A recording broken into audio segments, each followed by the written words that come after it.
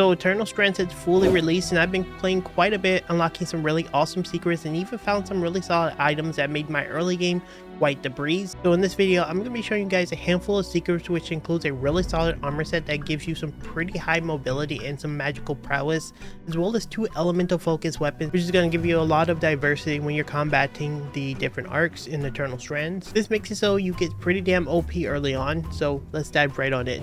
So first things first, we're going to be looking for the Opportunistic full set.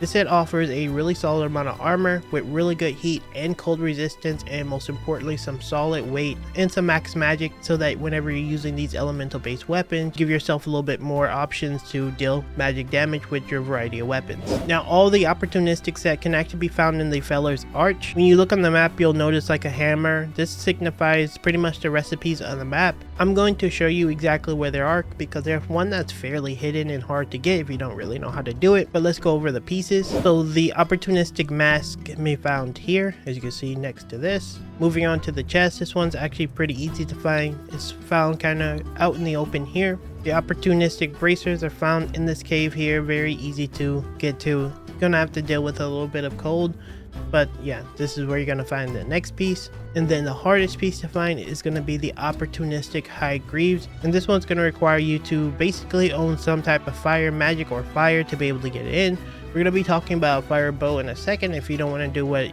you can do here, what I'm doing now. But essentially this brazier here is going to give you the ability to unlock a elevator that takes you down to a hidden armory. What I basically did was I just walked around and found one of the little fire things that you can explode.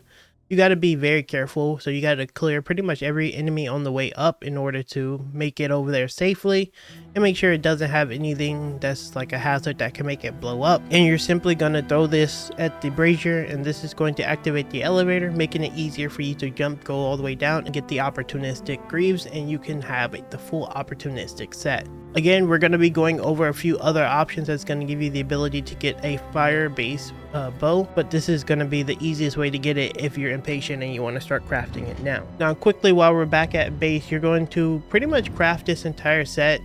It doesn't really matter too much on the materials that you use early on, as long as you're actively getting things crafted, because honestly you're probably going to have better armor values than what you have at base. You can eventually reforge if you want to later, and as you can probably see on screen now, I just clicked a random set of armor pieces that I wanted to use, and as you can see it still gave me pretty solid armor values. We're going to reforge it later, but overall we're still going to get pretty solid values, and it's going to make it easier for us to face off against most of the monsters, in that a lot of them are elemental focused. Let's move on to the next thing, which is going to be your flame bow. And the reason why you want this flame bow is because it has the special property of Infernal Arrow. Infernal Arrow is going to give you the ability to shoot a fire-based arrow, and it's going to take a portion of your mana to do so. When you have the full Opportunistic set equipped, you can shoot almost 5 full arrows before needing to stop. Obviously when you're facing off against different opponents, you're probably going to be moving in between so you don't get hit.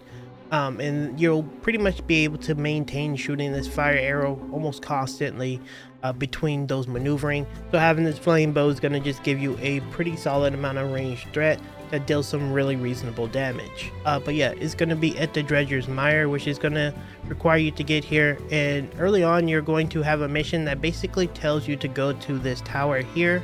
And this tower is going to have a dragon surrounding the area, so you want to be a little bit careful not to necessarily aggro it like I did in here, because he tends to be quite annoying. Pretty much once you get here, you'll notice what I just picked up is the bow recipe, and this is going to give you Infernal Arrow. Now this is really good bow because, as you can probably see on screen now, you have the ability to not only navigate through the fire, like the ice area here that's kind of annoying and kind of blocking you off, but you're able to actually deal some really reasonable fire damage. Between firing, you're able to pretty reliably sustain it.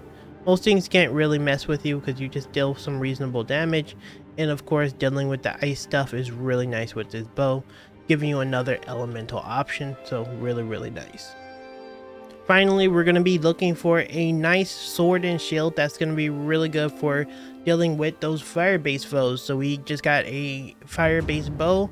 Now we're going to get a ice-based sword and shield, and this is going to give you that elemental versatility we talked about. And the great thing about this weapon is whenever you use it, it creates a line of frost magic, and this frost magic can not only pin enemies, but it does some pretty reasonable damage. In the lower level zones you tend to one-shot things, and even in some of the higher level zones you tend to do really good damage. As you level this up, it's going to do a lot more, and then whenever you have the opportunistic set, this is going to give you significantly more options to use the like the avalanche ability. It makes it easier for you to maintain it, so you can keep pinning enemies and just dealing really solid damage. So in order to find this weapon, you need to go to the Upper Devonar. Within this location, you will notice a location called the Scholar Walks, and there is going to be a hammer here where you're going to be trying to get this sword and shield. It's going to be hidden under a like weird balcony area that has like a frozen entrance.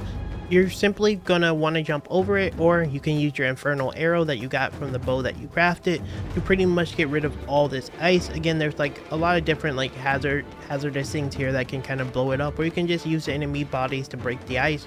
Whatever the case is, you're gonna just go in here and pick up this item. There's also going to be a chest here that typically drop epic base like crafting materials that you can use to craft for your item, and from here you're just gonna go back to the loom gate and just head back to base. And I would highly recommend that you spend a little bit of time crafting up the items. As you can probably tell with looking at my frost sword and shield, I have this one with full legendary items, and this is giving it some pretty impressive damage with some solid cold resistance, and I'm going to just continue to reforge it. As you can see here, it's just level 1 currently, and it has almost 100 weapon power with full legendary items. Each of these items can be gotten from just facing off against the different arcs. And then whenever I finally upgrade this one is going to get, the flame bow is going to get significantly more fire resistant, because we're going to start using like the Drake based stuff, and we're going to reforge everything with the fire based stuff, and we're going to see significantly more damage the next time you see me use this character base. Now, one really key tip before we end this video when it comes to the frost sword and shield